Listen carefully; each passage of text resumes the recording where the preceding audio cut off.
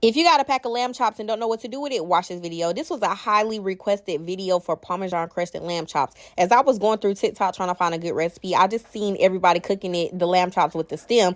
We're not cooking it that way because, one, you're not going to eat it. So, trigger warning, clean your lamb chops. I used cold water and some vinegar. After that, I lightly seasoned it with a little bit of Tony, some onion powder, some garlic and herb kinders, and some steak and lamb chop seasoning, y'all. That's all you need. You're not going to need too much. It's going to be lightly seasoned, and you're going to see why. Because in the end, you're going to add that Parmesan crust on top, and it already contains a little bit of salt. Yeah, so you don't need all that. Look how it looks. It's so delicious. I'm super excited to try this.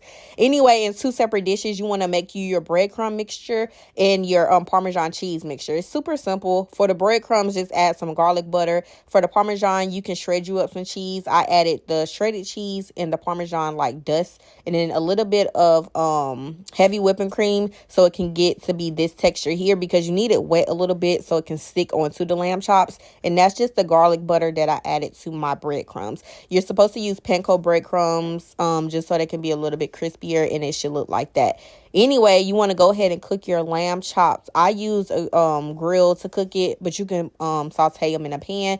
You should only cook them for a total of like 6 minutes, because I like mine medium to medium well. So it just depends on how you like yours, because you're going to put them in the oven after this, so you don't want to overcook them. You want to go ahead and preheat your oven to 350 degrees. That's it. Because once you take them out, you're going to go ahead and add your Parmesan mixture just like this on top. And then you want to add your breadcrumbs on top of the Parmesan cheese. Yeah, just like this. Put them in the oven on 350 degrees for 5 to 6 minutes only. And then after that, you want to broil it for 5 minutes only.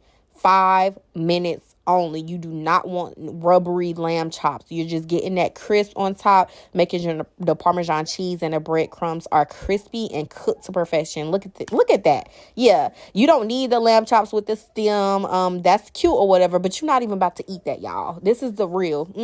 So add me to the TikTok FYP, okay? Because this is how you make them. Period. I ain't seen nobody make the lamb chops without the stem. So here you go. The first to do it. I paired it with some mashed potatoes and some green beans as well. I just put it on a separate plate because I wanted y'all to see the main dish right here. Yeah, so if you try this recipe, let me know. It was a 10 out of 10. Look at that, y'all. It was so delicious. It wasn't overcooked and it was crispy. Try this recipe.